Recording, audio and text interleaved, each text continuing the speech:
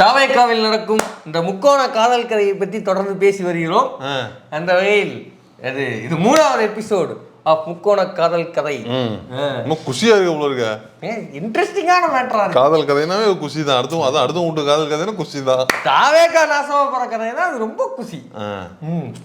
போன தடவை சொல்லியிருந்தோம் என்ன அப்படின்னா, அருண்ராஜ் ஐஆர்எஸ் அவரு ஒரிஜினா புஷி ஆனந்தா. ஆமா, 3 பேரோட அந்த கனெக்ஷன் நரம்புகளையும் கட் செய்து விட்டார். விஜய்கிட்ட நேரடியாக போய் போட்டு கொடுத்துட்டாப்ல அப்படின்ற உண்மையை சொல்லிவிட்டார் அப்படிங்கறதெல்லாம் நம்ம போன எபிசோட்ல பார்த்தோம். அது இன்னும் கூடி இருக்கிறது. என்னது? ஆமா, இப்ப இன்னொரு ஆள் அருண்ராஜோட சேர்ந்து இருக்கிறார்கள். அருண்ராஜ், ஆமா, அது ஒரு பெண்மணி. அவங்க இன்னைக்கு முழுக்கமாக ஒரு கடிதத்தை எழுதி விட்டு ட்விட்டர்ல அருண்ராஜனோட சேர்ந்து இருக்கிறாங்க. அருண்ராஜ் தாவேக்கால தானே இருக்காங்க. ஆமா, அப்புறம் என்ன தாவேக்கால தான் இருக்கிறாங்க. ஆனா தாவேக்கா ஒன்னா இல்ல, அதுக்குள்ள அணியா? அது ஏகப்பட்ட அணி இருக்கு. அதுக்குள்ள பிரிஞ்சிருச்சா? ஆமா, அதிமுகல 12 அணினா அவங்க ஒரு 16 அணின்னு போயிட்டு எந்திரிக்கவே ஆரம்பிக்கல. அதுக்குள்ள இவ்வளவு பஞ்சாயத்தா? ஆமா, அது மட்டும் இல்ல, அந்த கட்சியினுடைய ஒரு செய்தி தொடர்பாளர் பத்தி ஒரு திடுக்கிடும் ஃபேக்ட் கட்சியோட பேர் என்ன? கட்சியோட பேரு தாவேக்கா, தமிழக வெற்றி கழகம். தமிழக வெற்றி கழகம். செய்தி தொடர்பாளர் யாரு தெரியுமா? யாரு? அவர் ஒரு பீகார்காரர். பீகார்காரரா? ஆமா. என்னடா புதுசா யார சொல்ற நீ? யாரும் தெரியலையா? அதான் ஒரு நேஷனல் ஜர்னலிஸ்ட பார்த்து கெட்ட வார்த்தையில் திட்டி கேஸ் வாங்கினாப்லையே. அதான் நம்ம டிக்டாக்ல ஆபாச டிக்டாக் பண்ணுவார்ல. தெரியல தம்பி, எனக்கு அந்த அளவுக்கு நான் பாலிடிக்ஸ்லாம் ஃபாலோ பண்றது இல்ல. அப்படியா? யாருன்னு சொல்லி கொடுங்க. உள்ள காட்டுறேன் வாங்க.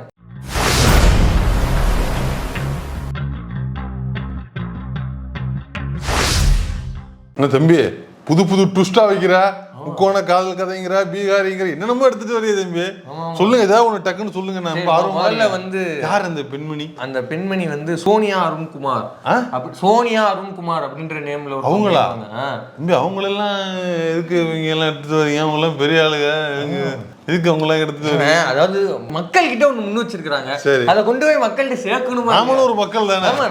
மக்களா நம்ம படிச்சோம். அதை கருத்து சொல்றீங்க. இப்ப அதான் படிச்சிருவோமே. என்ன சொல்றாங்க அவங்க? என்ன சொல்றாங்கன்னா, வணக்கம் மக்களே, அண்ணன் தாவேக்கா கட்சியை அறிவித்த அன்று என்னை தானாகவே அழைத்து பேசினார் ஜான் ஆரோக்கியசாமி. அதற்கு ஒரே ஒரு காரணம் தான். என்ன பேசினாரு? நான் தளபதியின் தீவிர ரசிகை என்பதுதான். பல நாட்கள் தாவேக்கா சார்ந்த விஷயங்களை என்னிடம் பேசியும் பகிர்ந்தும் வந்தார். என்ன பண்ண போற? நீ 4 பக்கத்தையும் வாசிக்க போறியா? தொலைச்சிரும். அதுல இருக்கு ஒரு இன்ட்ரெஸ்டிங்கான ஃபேக்ட். என்னது? வரிக்கு வரி இப்ப நம்ம டீகோட் பண்ணோம். வரிக்கு வரி என்ன பண்ண போற? அதாவது தாவேக்கான்னு ஒரு கட்சிய விஜய் ஆரம்பிச்ச உடனே ஜான் ஆரோக்கியசாமி போன் பண்ணிருக்காரு. யாருக்கு? இவங்களுக்கு ஓகே. போன் பண்ணி அது எதனால? என்னால? தீவிர ரசிகை அவங்க அப்படிங்கிற போன்.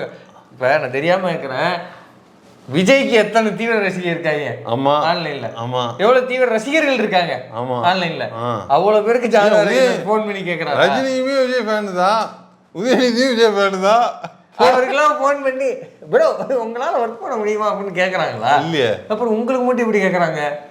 ஏன்னா அவங்க அதுக்கு முன்னாடி ஏதாவது செயல்பட்டு இருப்பாங்க, இல்ல நெருங்கின வட்டாரத்துல இருந்திருப்பாங்க, ஏதாவது ஃபேஸ்புக்கில் ட்விட்டரில் எழுதியிருக்கலாம். வாங்க, அதுதான் பாயிண்ட்.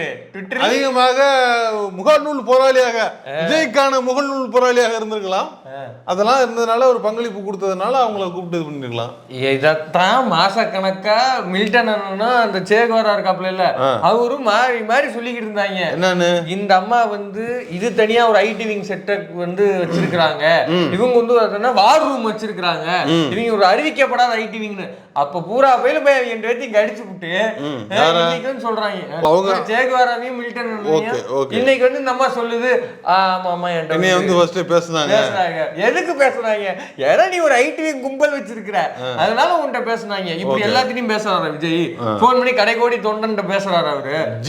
ஜான் யாருக்காக பேசுறாரு? ஜான் என்ன கட்சி வச்சிருக்காரு தனியா? ஜான் யாரு? முதல்ல ஜான் யாரு? புரோக்கர். அப்படி போய் இங்கிலீஷ்ல சொல்லுங்க. பிம்பு. ஐயோ அண்ணா, இங்கிலீஷ் ஸ்ட்ராட்டஜிஸ்ட். அவர் எதுக்கு கொண்டு பேசுனா? ஏன்னா உங்கள்கிட்ட ஒரு கும்பல்கிட்ட ஒரு ஸ்ட்ராட்டஜி பண்ணணும், அதனால பேசுறது. பேசுறது ஒரு ஸ்ட்ராட்டஜி அவருக்கு. மேல படிக்கிறேன் பாருங்க. அதன் பின்னர் பலமுறை தாவேக ஐடி விங் நீங்கள் இல்லாமல் இல்லை என்று பல மாதங்களாக ஜான் ஆரோக்கியசாமியுடன் பேசி வந்தாருந்தா முடிஞ்சா. என்ன இப்படி சொன்னா நம்பிடுவீங்களா? என்னது இப்படி சொன்னா நம்பிடுறதா? யாரு சொன்னாலும் இப்படி நம்பிடுறதா? அவங்க நீங்க இல்லாம இல்லன்னு சொல்லத்தான் செய்வாங்க. அதை நம்பிக்கிட்டு உடனே விஜய் கூட தான் சொல்லுவாங்க, உன்னை என்னை யாராலையும் பிடிக்க முடியாது, நடுவில் கிரீஸ் தரவில்லையா, கூப்பிட்டா சுத்த காமிச்சிட்டு போவாங்க. அவ்வளவுதான். அதனால இதெல்லாம் ஒரு ஐஸ் வைக்கிறவா என்னங்க இவ்வளவு இன்னசென்டா இருக்கிறீங்க? ஒரு ஐஸ் வைக்கிறது 4 வாரத்தை ஏற்றி சொல்லத்தான் செய்வாங்க. அதுக்கு உடனே நம்பிடுறதா?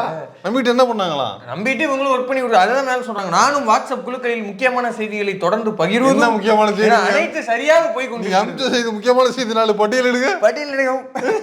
கமான். ஓகே, என்ன பண்ணிருப்பாங்க விஜய் மாஸ் அந்த எடிட். இப்ப அந்த வைஷ்ணவின்ற பொண்ணு கட்சி விட்டு போனாங்கல்ல, அவங்கள வந்து ஏஐல மார்க் பண்ணி அபியூஸ் பண்றது, இதெல்லாம் தான் இருக்கும். வேற இந்த மாதிரி சேவைகள்லாம் செய்யறாங்களா அவங்க? இதெல்லாம் தான் வருது. Okay okay. இப்ப தாவேக்கால ஐடி விங் வேலைன்னா வேற என்ன பண்ண முடியுது? விர்ச்சுவல் அபியூசிங் தான், வேற என்ன? சரி, இவங்க ஏதோ வந்து ஐடி வேலைலாம் செய்யறதா சொல்றாங்க. இதைத்தானப்பா மில்டன் சொன்னாப்புல, இதைத்தானப்பா சேகோர சொன்னாங்க. இந்த அம்மா தனியா ஒரு ஐடி விங் நடத்திட்டு இருக்குன்னு அன்னைக்குலாம் இல்ல இல்ல இல்ல சொன்னாங்களா? பல மாசமா கதறி. சாரி கைஸ், எனக்கு வந்து டிவிக்கு பாலிடிக்ஸ் உங்களுக்கு தெரியாது. தனி பாலிடிக்ஸ் அது. நம்ம பையன் தான் அதை ஃபாலோ பண்றப்ப எனக்கு உண்மையிலே செய்திலாம் தெரியாது. இருக்கு சொன்னது கடிச்சு வச்சுட்டாங்க. ஆமா ஆமா, சும்மா இல்ல, அதே எப்படி நீ சொல்ல போச்சு அப்படின்னு. அடுத்து அப்புறம் வந்து சொல்றாங்க, நான் இந்த மாதிரி வாட்ஸ்அப் குழுக்குள்ள இந்த மாதிரிலாம் பண்ணிட்டு இருக்கிறேன்.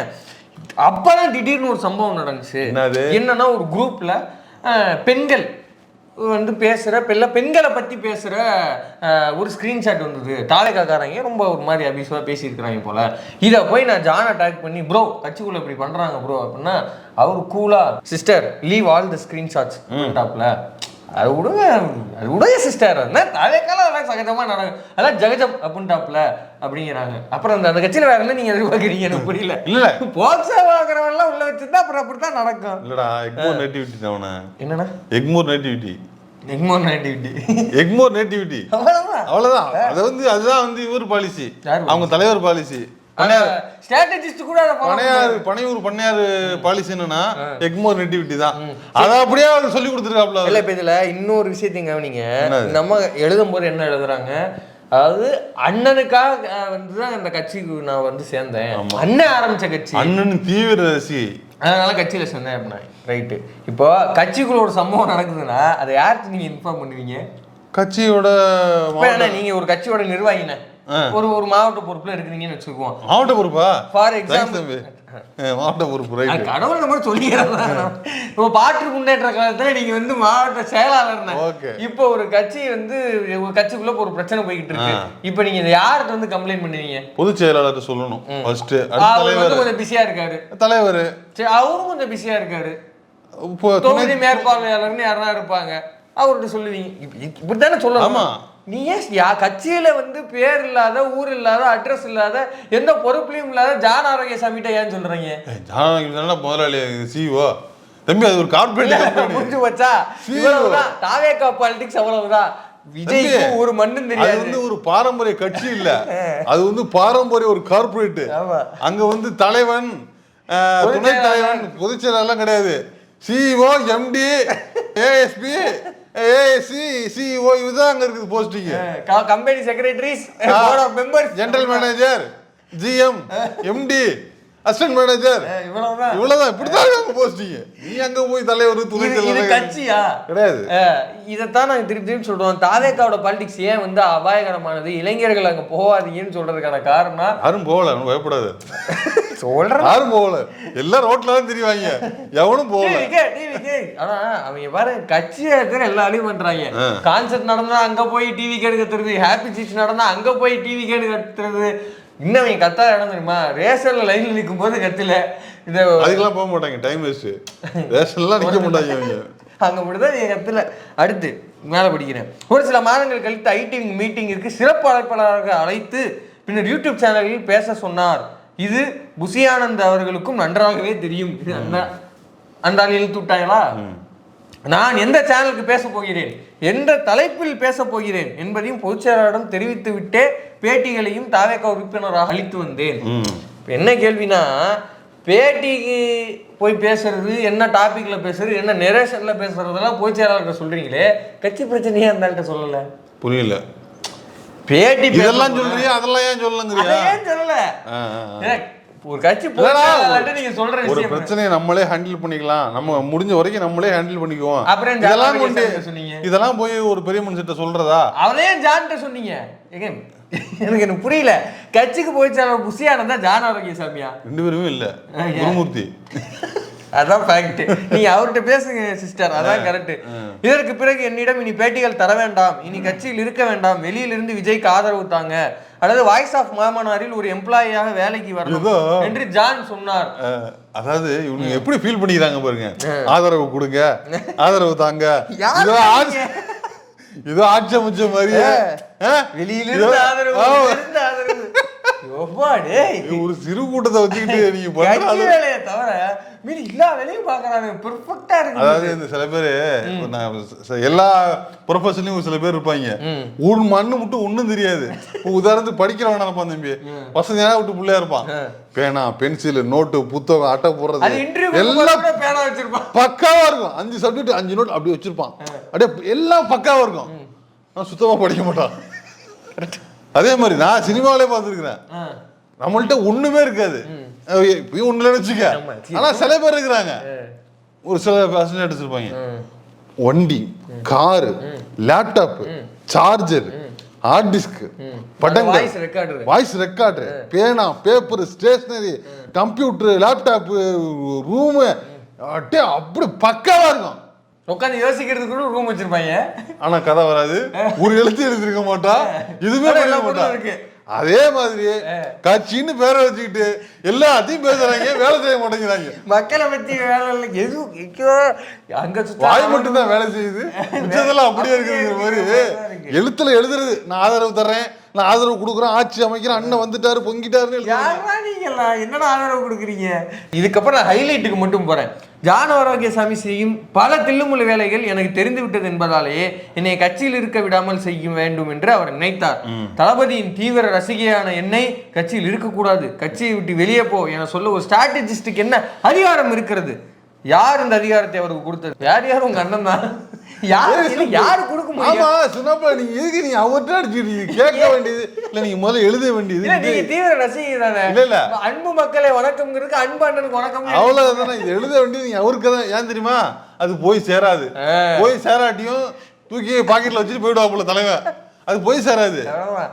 அவருக்கு ஏதாவது டப்பிங் பேட்ச் ஒர்க் சாவுக்கே 40 ஒரு மாசம் வெளில வராதவன் இந்த லெட்டர்லாம் மதிப்பானா? அதுல ஒண்ணும் இல்ல, தூக்கி போட்டுரு. அவருக்கு மூலம் இப்படி ஒரு அக்கா இருக்காங்கன்னே அவருக்கு தெரியாது. தெரியல நம்மளுக்கு, இருக்கலாம்.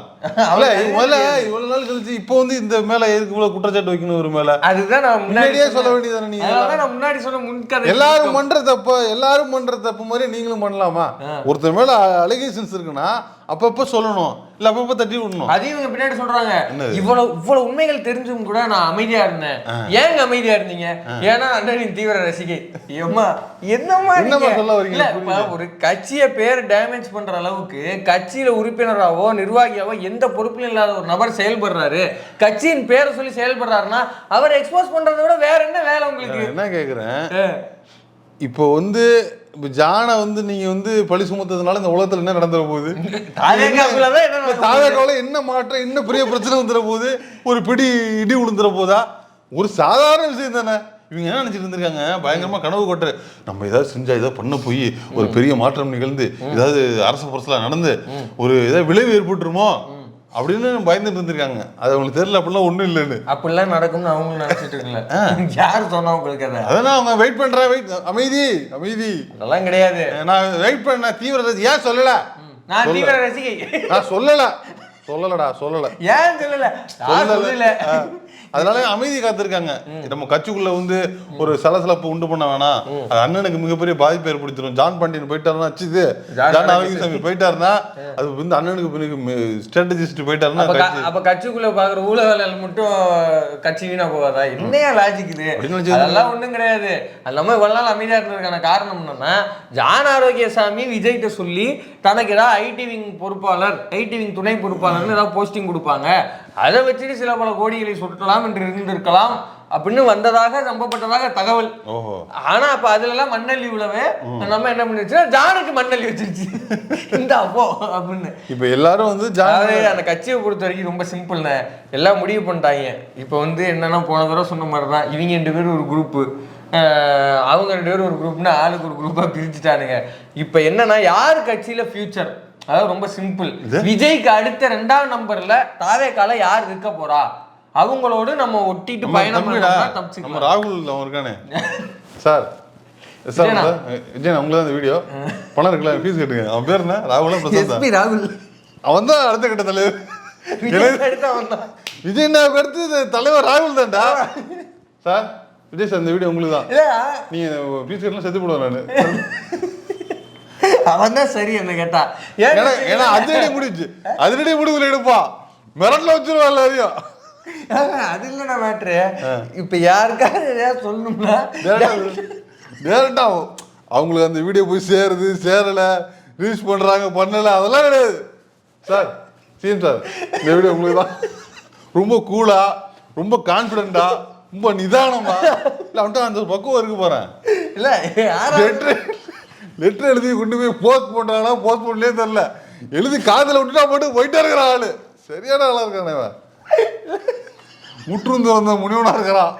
இதை பத்தி கவலை இல்ல, விஜய் மாதிரியா இருக்கு. அவ்வளவுதான். அவனை பொறுத்த வரைக்கும் ஒரே விஷயம் தான், சத்யாடா பேசல, சத்யாடா முடிச்சு. எல்லாம் நான் என்ன சொல்றேன், சோனியா குமார் அவர்கள் நீங்க ஏன் வெயிட் பண்ணிட்டு இருக்கீங்க, நேரடியா ப்ரோ விஜய் ப்ரோ உங்களுக்கு தான் இந்த வீடியோ அப்பயே எழுதி இருக்க தைரியம், சின்ன பிள்ளைங்க இருக்க தைரியம் உங்களுக்கு இல்லையா, பார்த்து கத்துக்குங்க சொல்ல முடியும். இப்ப என்னன்னா அப்படி நினைச்சுக்கிட்டே இருந்தாக்கா ஓகே, இனிமே அந்த 2ஆவது இடத்துக்கு யார் வருவாங்கிறத பார்த்து அவங்க நோக்கி டார்கெட் பண்ணுவோம். ஏன்னா இவ்வளவு நாள் வந்து அக்கா வந்து ஒரு சில்பா குமாரிஸ்ட் அப்படின்னா சில்பா குமார் இருக்காருல்ல, அவங்க சில்பா குமாரோட பேரோட வந்தவங்க தான். இப்ப அவ்வளவுதான், சில்பா குமாருக்கு மவுசு இல்ல. ஏன்னா இனிமே விஜய்க்கு அவருக்குன்னா அப்படின்னு திட்டாருல விஜய் அவரை. அந்த வாய்ஸ் சண்டை போச்சு இல்ல, வாடா போடா வாய்ஸ் சண்டை, அதுக்கு பின்னாடி ரைட் வேற ஏதாவது போச்சா அப்படிலாம் கூட திட்டிருக்காங்களாம், நமக்கு வெளில தரல. அதனால வந்து இனிமே இவனை நமக்கு காலம் தள்ள முடியாது. நம்ம வேற புஷி ஆனந்த வந்து எதிர்த்துட்டோம். உங்களுக்கு புது கட்சி ஆரம்பிக்க போறாங்களா? புஷி ஆனந்த ஸ்பேஸ் போட்டு இந்த அணில் குஞ்சுங்கெல்லாம் கடிச்சுக்கிட்டு இருந்தது ஞாபகம் இருக்கா? தெரியலடா அவனா. நீ அது ஒரு ஸ்பேஸ் நடந்துச்சு, கிக் அவுட் புஷி ஆனந்த்னு ஹேஷ்டாக் போட்டுட்டு இருந்தாங்க அணில் குஞ்சுங்க. அதுக்கு காரணம் நம்ம அக்காவோட டீம் தான். அதனால புஷி ஆனந்த் நம்மளை பக்கத்துல சேர்க்க மாட்டாரு. இப்ப ஜான் ஆரோக்கியசாமியை எதிர்த்துட்டு அப்படியே போய் அருண்ராஜ் ஐயாரசோட சேர்ந்துக்கலாம். ஏன்னா அவரு தான் இப்போதைக்கு போய் இவங்களை பத்தி எல்லாம் வச்சு அடுத்து கட்சி ஆரம்பிக்கும் போது அவரு தான் கட்சியில 2ஆம் நம்பர் இடத்துக்கு வர போறது அவரு தான். 2ஆம் நம்பரோட டிராவல் பண்றது யாரு அப்படிங்கறது தான் வந்து இப்ப தாவேகாக்குள்ள போயிட்டு இருக்க முக்கோண கதையோட எக்ஸ்டென்ஷன். இதுல அக்கா வந்து ஒரு இடத்துல குமுறி இருக்கிறாங்க, ஜான் ஆரோக்கியசாமியை பத்தி நான் வந்து ஏதாவது பேசி போடுவேன் அப்படிங்கிற வாயில் நல்லா வருதுங்கிறாரு. இல்ல பேசி போடுவேங்கிறதுனால அவர் என்ன பண்றாருன்னா, எனக்கு ஒரு அதிமுக முத்திரையை குத்திட்டாரு, அது எப்படி நியாயமா இருக்கும் அப்படின்னு அந்த அக்கா கேக்குறாங்க. அதாவது ஒரு ஆதவர்ஜினாவிஸ்ட பார்த்து அதிமுக நீ எப்படி சொல்லலாம்? அதிமுக தான் விஜய்க்கு பிடிக்குமே. அதிமுக கூட எந்த விமர்சனமும் வச்சது இல்லையா விஜய். அதிமுக சொல்றதுல என்ன தப்பு இருக்கு? அவ்வளவு கேவலமா நினைக்கிறீங்களா அதிமுக? நீங்க அப்புறம் அது போய் வெளில சொல்ல முடியுமா? எடப்பாடி சொல்லுவாரு அப்போல அதிமுக காரன் எடப்பாடி சொல்லுவாரு. இவங்க வந்து சொல்றாங்க முத்திரை குத்துறாங்கன்னு வருத்தப்படுறாங்கன்னா, அப்ப அதிமுக மேல உங்களுக்கு அவ்வளவு வன்மம் இருக்குதா? இல்ல வந்து அசிங்கமா ஜீன்றமா நினைக்கிறீங்க அதிமுக அப்படின்னு நினைக்கிறீங்களா? அப்படிலாம் நினைக்க மாட்டாங்க. ஏன்னா அக்கா அங்கேயும் ஒர்க் பண்ணி கொடுத்துருக்காங்க. அப்படியா? ஆமா. அது அப்ப அதிமுக சொல்றது என்ன தப்பு இருக்கு? என்னடா இது ஒர்க் பண்ணி கொடுத்தா 1000 தான் அதிமுக ஒர்க் பண்ணி கொடுத்தாலும் இப்ப நான் வந்து ஒர்க் பண்ற சில்பா குமாருக்கு தானே. நீங்க எப்படி சொல்ல போச்சு சில்பா குமார்? ஆமா. ஏன்னா அதுக்கு அக்கா இவ்வளவு கும்பிடுறாங்கல்ல, நம்ம ஒரு வரலாறு இப்ப எடுத்து சொல்ல வேண்டி இருக்குது. தாவேக்கான்ற ட்விட்டர் ஐடி என்னைக்கு ஓபன் பண்ணாங்க? February 2, 2024 கரெக்டா? இப்ப இந்த கட்சியில ஆதவர்ஜன் எப்போ வந்து சேர்றாரு? அவன் வந்து இப்ப 6 மாசம் இருக்கும். February 1, 2025 இப்பதான் வந்து சேர்றாப்புல. ஆனா இதுக்கு முன்னாடியே, அதாவது விசிகால இருந்தாப்புல இல்ல சில்பா குமார், அப்பயே இந்த அக்கா வந்து ஆதவர்ஜனுக்கு பயங்கரமா ஃபயரு. 2 தொகுதிகளுக்கு விசிகாவின் தேர்தல் வியூக பொறுப்பாளராக துணை பொதுச் செயலாளர் ஆதவர்ஜனா நியமனம். இது என்னைக்கு டேட்டினா 19 மார்ச் 2024. அப்பெல்லாம் ஆதவர்ஜனா கட்சியிலேயே இல்ல. நீங்க தான் தீவிர ரசிகையாச்சு, ஆதவர்ஜனாக்கு போட்டீங்க. எப்படி போட்டாங்க? வாய்ப்பு இல்லையே. இப்ப 1 வருஷத்துக்கு முன்னாடி எப்படி போட முடியும்? போட்டுருக்கானே, எழுதி இருக்கனே. எழுதிக்குதான் ஆனா சுத்தமா இதா கனெக்ட் ஆகலையே. இன்னொன்னு கட்டவா, இது இப்ப இது போடுங்க. 23 செப்டம்பர் 2024 என்ன விட்டுருக்காங்க, ஆதவ அர்ஜுனாவை கடிக்க ஆரம்பிச்சிருக்க ஹைனாஸ் அப்படின்னு போட்டிருக்காங்க. இது எப்போ 23 செப்டம்பர். அப்ப என்ன ஆதவ கட்சியில இல்ல. அடுத்து பாக்குறீங்களா, மகளிர் உரிமை தொகை குடும்ப உறுப்பினர் மூலம் மது கிடைக்கே செல்கிறது விசிகா ஆதவ அர்ஜுனா. இது என்னைக்கு 23 செப்டம்பர். அப்படி பார்த்தா நம்ம கரெக்ட் தானே நீ சொல்றது. 25 ஜாயின் பண்ணாப்லையா இங்க? ஆமாண்ணே. அப்புறம் எப்படி இதெல்லாம் போட முடியும்? அததான் கேக்குறேன். ஏங்க நீங்க தீவிர ரசிகையாச்சு, நீங்க எப்படி போட்டீங்க? இல்ல இப்ப வராமலே இல்லப்பா, வராமலே வந்து எப்படி போட முடியும்? இதெல்லாம் விடுங்க, இந்த மேட்டரை பாருங்க. ஆதவ் ஃபயர் புடிச்சிட்டாரு. என்னத்த அது தெரியல, அக்கா ஏதோ புடிச்சிட்டாருன்னு மட்டும் சொல்றாங்க. அக்கா அது குற்றச்சாட்டு வீடியோவா இல்ல எதுவும் தெரியல என்னன்னு. 16 அக்டோபர் 2024. ஓஹோ, இப்ப எல்லாம் விசிகால இருக்காரு அப்ப எல்லாம். ஆமா, அப்பெல்லாம் விசிகால இருக்காரு, ஃபயர் விட்டுருக்காங்க. இப்ப புரியுதா? நீங்க தான் வந்து தீவிர ரசிகை இல்லையா, நீங்க எப்படி ஆதவச்சாக்கு ஃபயர் பண்ணலாம்? இப்ப புரியுதா லிங்க் என்னன்னு? இது மட்டும் அவங்க ஆரம்பத்துல இருந்து அவருக்கு வந்து ஒரு பண்ணி எடுத்திருக்காங்க அவங்க. ஆமாமா, தீவிர விசிக. அவங்க வந்து விஜய் ரசிகை மட்டும் இல்ல, தீவிர ரசிகைன்னு சொல்றீங்கல்ல, எனக்கு இப்பதான் புரியுது. நீங்க ஆதவர்ஜுனாக்கு தீவிர ரசிகை. நம்ம தான் மிஸ்டேக் பண்ணிட்டோம். என்னது இவங்க விஜய்க்கு தீவிர ரசிகைன்னு, அவங்க ஆதவர்ஜுனாக்கு தீவிர ரசிகையா இருந்திருக்காங்க. அவங்க மொத்தம் ஒரு கட்சியில, அதான் கட்சியில சாகுபடிகளை விட லாபிக்கள் தான் அதிகமா இருக்கு. இல்ல எல்லாத்தையும் நீ இழந்துட்டு ஒரு அபலை பெண்ணா வந்து நின்று கண்ணீர் விட்டு இருக்காங்க இல்லையா? இல்ல இந்த நம்ம பல சீமான்ட்ட தான் வெளியேறும் பாசறைகள் வந்துட்டே இருந்தது. இந்த கட்சி ஆரம்பிக்கவே இல்லை. லெட்டர் படி அறிக்கை அடிச்சு போடல அவனுங்க. அதுக்குள்ள 4-5 பேர் எல்லாம் அறிக்கை, விளக்கு அறிக்கை பாசறை எல்லாம் கொடுத்துட்டு இருக்கிறாங்க. இப்ப இதுல இணையத்துல இன்னொரு குற்றச்சாட்டு வர வைக்கிறாங்க. என்னது? அக்கா வந்து எப்படி மெனு கார்டு வச்சிருக்காங்களாம் விஜய் அவர்கள். ஆமாமா, இதுக்கு ஒரு தனி மெனு கார்டு, தாவேக்கா மெனு கார்டுன்னு ஒண்ணு வச்சிருக்காங்க. ஹோட்டல் வச்சிருக்காங்களா? அவங்க வேற ஒண்ணு வச்சிருக்காங்க. அது இந்த வீடியோல வந்து தனியா பேசிக்கிடுவோம். அவங்க வந்து தாவேக்காக்குன்னு ஒரு மெனு கார்டு வச்சிருக்கிறாங்களாம். அதுல வந்து விஜய் அவர்களுடன் நேரில் பார்க்கறதுக்கு இவ்வளவு ரூபாய், நேரில் சந்திக்க அவரிடம் வந்து நேரில் போட்டோ எடுக்க இவ்வளவு ரூபாய், அவருடைய சேருடன் போட்டோ எடுக்க இவ்வளவு ரூபாய், அவர்கிட்ட வந்து ஒரு நகர சீட்டு, கிளை செயலாளர் சீட்டு இவ்வளவு ரூபாய். என்ன தப்பு இருக்குது? அதுல ஒண்ணும் இல்லையா? என்ன தப்பு இருக்கு? தப்பு இருக்கா? ஒரு பிசினஸ்னா பண்ணிட்டு போக வேண்டியதுதானே. கட்சிக்காரங்களுக்கு இது என்ன பிசினஸ்? என்ன தம்பி, வர்றோம் குடுக்கறவன் பிரச்சனை, வாங்குறவன் பிரச்சனை, பாக்குறவன் பிரச்சனை, நமக்கு என்ன இருக்கு அதுல? நமக்கு என்னடா இருக்கு அதுல?